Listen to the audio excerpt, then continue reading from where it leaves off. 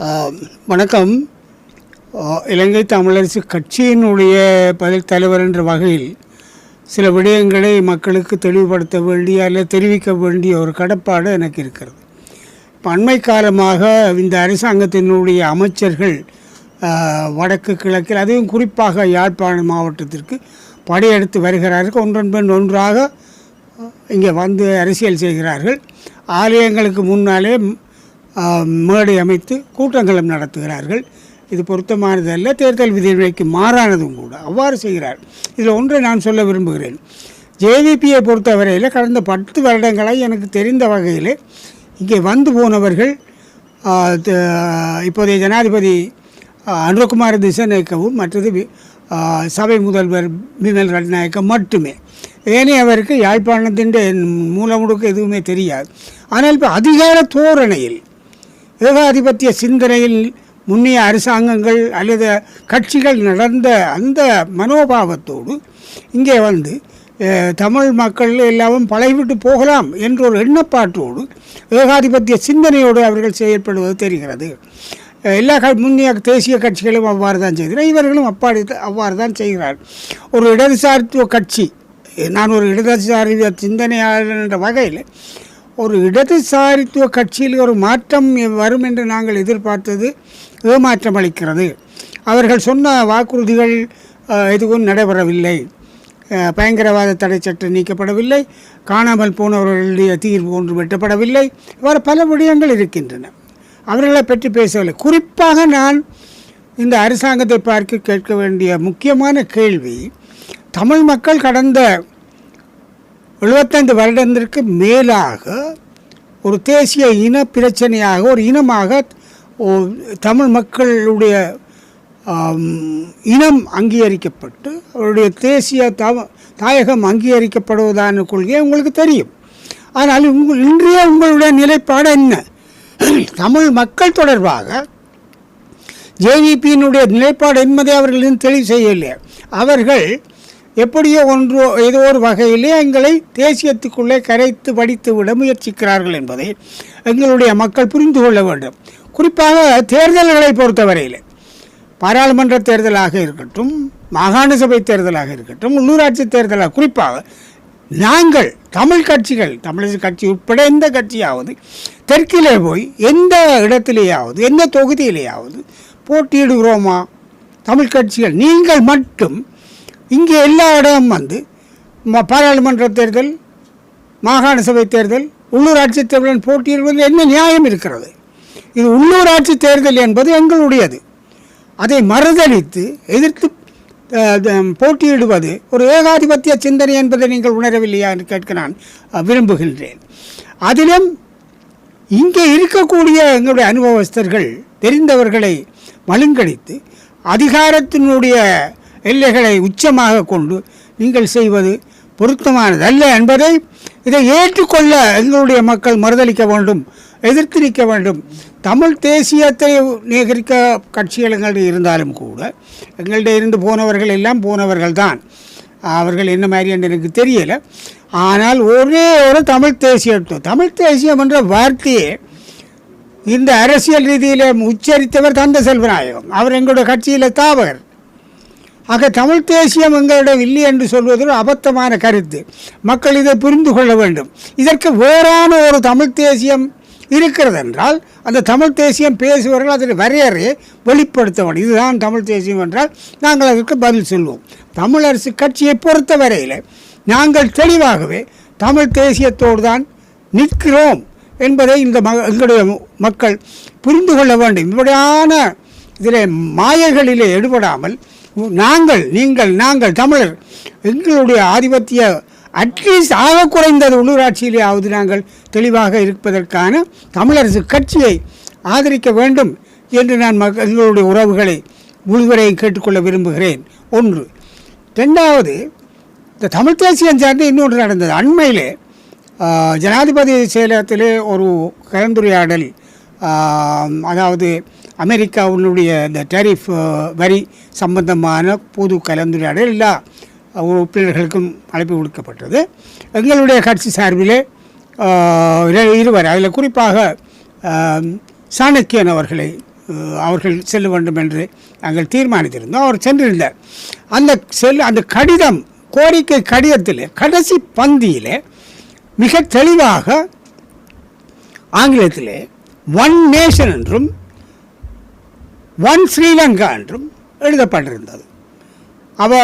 திரு சாணக்கியன் என்னுடனும் சுமந்திரன் அவர்களும் தொடர்பு கொண்ட போது நாங்கள் சொன்னோம், அந்த கடிதத்தில் உடன்பட வேண்டாம், நீங்கள் கையெழுத்து வைக்க வேண்டாம் என்றார். அப்படியே மறுதளித்து அது வரைந்தவர்கள் திலீப் ஜாவீர நினைக்கிறேன், அவருடையதாக இருக்கட்டும், தமிழரசு கட்சிக்கும் இதுக்கு எந்த சம்பந்தம் இல்லை என்று சொல்லிவிட்டு வந்தது எங்களுடைய கட்சியின் பாராளுமன்ற உறுப்பினர். ஆக தமிழ் தேசியத்தை எப்பொழுதுமே இது 2 நாளைக்கு 3 நாளைக்கு முன்னர் நடந்தது.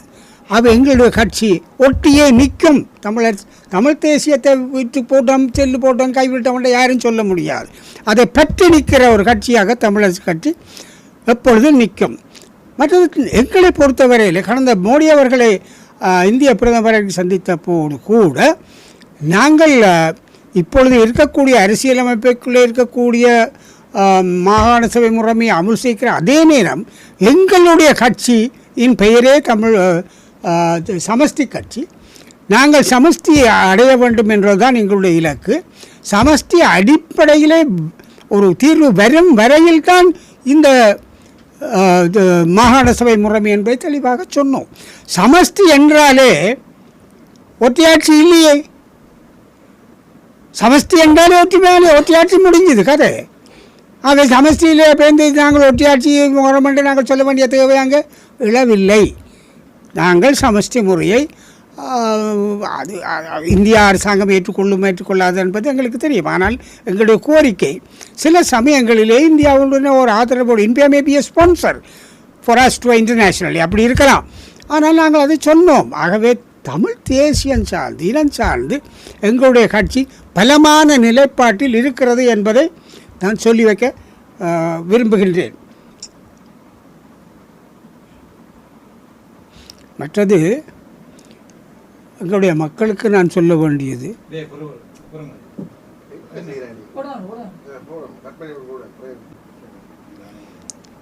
அடுத்தது எங்களுடைய மத்தியில் பல கூட்டு அல்லது கூட்டு அணிகள் உருவாகின்றன. அது அவர்களுடைய உரிமையாக இருக்கலாம். ஆனால் அவர்கள் செய்வதெல்லாமே தமிழரசு கட்சியை இலக்கு நோக்கி ஒரு பாரம்பரியமாக தமிழர்களுடைய விடுதலை வரலாற்றை சுமந்து கொண்டிருக்கின்ற ஒரு கட்சியை இல்லாமலாக்கி விட வேண்டும், அழித்து விட வேண்டும் அல்லது ஒதுக்கி விட வேண்டும் என்ற எண்ணப்பாடோடு தான் செயல்படுகிறார்கள் என்பதை எங்களுடைய மக்களுக்கு வருத்தத்தோடு தெரிவிக்க விரும்புகின்றேன். நீங்கள் எங்களுடைய சில கருத்துகள் இருக்கலாம், ஆனால் பலமாக நாங்கள் இன்று வடக்கு கிழக்கில் நிற்கிறோம் என்றால் தமிழரசு கட்சி மட்டும்தான் நிற்கிறது என்பதை கருத்தில் கொண்டு இவர்களுடைய கருத்துக்கள் அவர்களுடைய வரலாறு இப்பொழுது தெரியும் தானே. அவர்களுடைய எந்த நிறுவனத்தையோ அமைப்பையோ கட்சியோ நான் குறை சொல்ல விரும்பவில்லை. ஆனால் அவர்கள் எங்களை நோக்கி தமிழரசு கட்சியை மட்டும் தாக்குகிற இலக்கை பார்த்து இவருடைய காழ்ப்புணர்ச்சியை மக்கள் புரிந்து கொண்டு தமிழரசு கட்சிக்கான ஆதரவை இந்த தேர்தலில் வழங்க வேண்டும். ஒரு பலமான நிலையிலே உள்ளூராட்சியை பொறுத்தவரையில் என்னை உட்பட கூடுதலான உள்ளூராட்சியிலே அனுபவம் உள்ளவர்கள், தலைமை தாங்கியவர்கள், நிர்வகித்தவர்கள் இருக்கிறோம். ஏனைய அமைப்புகளிலே அவ்வாறு இல்லை. தலைமை தாங்கியவர்கள் இல்லை, வழிநடத்தியவர்கள் இல்லை. அரசியல் ரீதியாக மேடையிலே பேசினவர்கள் இருக்கிறார்கள், கட்சி ரீதியாக பேசியவர்கள் இருக்கிறார்கள். ஆனால் நிர்வாக அனுபவம் கொண்டவர்கள் இல்லை என்பதையும் எங்களுடைய மக்கள் புரிந்து கொள்ள வேண்டும் என்று நான் அன்பாக கேட்டுக்கொள்ள விரும்புகிறேன். அந்த அடிப்படையை சிந்தித்து மக்கள் வாக்களிக்க வேண்டும் என்பதை நான் கேட்டுக்கொள்ள விரும்புகின்றேன். நான் நினைக்கிறேன் அடிக்கடி நான் மக்களுக்கான தெளிவுறுத்தல்களை வழங்க வேண்டிய அவசியம் இருக்கிறது. ஏனென்றால் தமிழரசு கட்சி ஒரு தனித்து விடப்பட வேண்டும் என்ற தனிமைப்படுத்தப்பட வேண்டும் என்ற எங்களுடைய சில உள்ளூர் அரசியல் தமிழ் அரசியல் கட்சிகள் செயல்படுவது வருத்தத்துக்குரியது. அதை மக்கள் உணர்ந்து கொண்டு முழுமையான ஆதரவை தெரிந்து தமிழ் மக்களுடைய தனித்துவத்தை நாங்கள் விரும்புகிறோம், அதற்காகவே நிற்கிறோம், அதற்கான ஒரு வாக்களிக்கிறோம் என்பதை இந்த தேர்தல் மூலம் தமிழரசு கட்சியை ஆதரிக்க வேண்டும் என்று இந்த குறைபாடுகளிலிருந்து நிவர்ந்து நிற்கிறது என்றால் தமிழரசு கட்சியால் தான் நிற்க முடியும் என்பதை சொல்லி தமிழ் மக்களுக்கு மேலும் சில ஒவ்வொரு விடயங்கள் வருகின்ற பொழுது தெளிவுபடுத்த விரும்புகிறேன். ஆனால் மீண்டும் இந்த ஏகாதிபத்தியம், சிங்கள ஏகாதிபத்தியம் இப்பொழுது எங்களை ஒரு அடிமைத்தனமாக ஒரு கீழ்நிலையில் வைத்துத்தானே எல்லாரும் அரசியல் செய்கிறார்கள், மேடை போடுகிறார்கள். இதை நீங்கள் புரிந்து கொள்ள வேண்டும். உள்ளூராட்சி உள்ளூருக்கானது என்பதை தயவு செய்து மனதில் கொண்டு எங்களுடைய மக்கள் மீண்டும் சிந்தித்து, நாங்கள் இதுவரையில் எத்தனையோ ஆயிரம் உயிர்களை சுதந்திரத்துக்காகவும் இன விடுதலைக்காகவும் இனத்துவ அடையாளத்தை பாதுகாப்பதற்காகவும் தியாகம் செய்திருக்கிறோம். அந்த தியாகங்கள் வீண் போகக்கூடாதென்றால், தமிழ் தேசியத்தோடு நிற்பதென்றால் எங்களுடைய தமிழரசு கட்சி தான் அதை தாங்கி நிற்கும் என்ற அந்த நிலையிலே எங்களுக்கு ஆதரவு தர வேண்டும் என்று கோரிக்கை விடுக்க நான் விரும்புகின்றேன். இன்னொரு முக்கிய விடயத்தை எங்களுடைய மக்கள் கவனித்துக் கொள்ள வேண்டும். இங்கே வருகிற ஒவ்வொரு அமைச்சரும் ஏதாவது ஒரு திட்டங்களை சொல்வதாக சொல்கிறார்கள். எல்லாமே ஏற்கனவே இருந்த திட்டங்கள் தான், புதிதாக ஒன்றும் இவர்கள் செய்யவில்லை. ஒவ்வொருத்தரும் ஒவ்வொரு திட்டங்களை சொல்கிறார்கள். இது ஏற்கனவே இந்த காரணம் குடிதண்ணீர் பிரச்சனை இல்லையென்றா இப்போ இருந்தது, இவ்வளவு காலம் இருந்து அதற்கான திட்டங்கள் அதற்கான முயற்சிகள் நாங்கள் எடுத்துக்கொண்டு தானே வந்திருக்கிறோம்.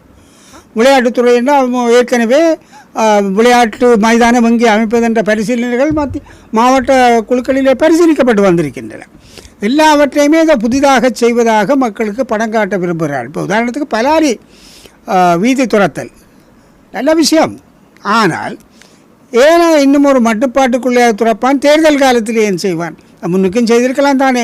இப்போ கடந்த 15 வருடங்களாக ஏதாவது வன்முறைகள் எதிர்ப்புகள் இந்த நாளில் நடந்திருக்கின்றனவா? இல்லையே.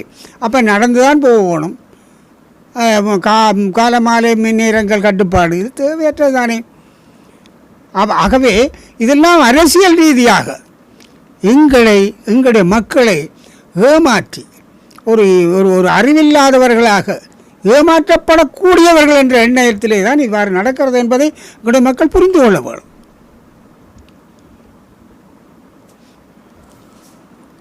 இலங்கை தமிழரசு கட்சியின் தலைவர் CBK சிவஞானம் சமகால நிலைமைகள் தொடர்பாக யாழ்ப்பாணத்திலிருந்து ஊடகங்களுக்கு கருத்து தெரிவித்தார்.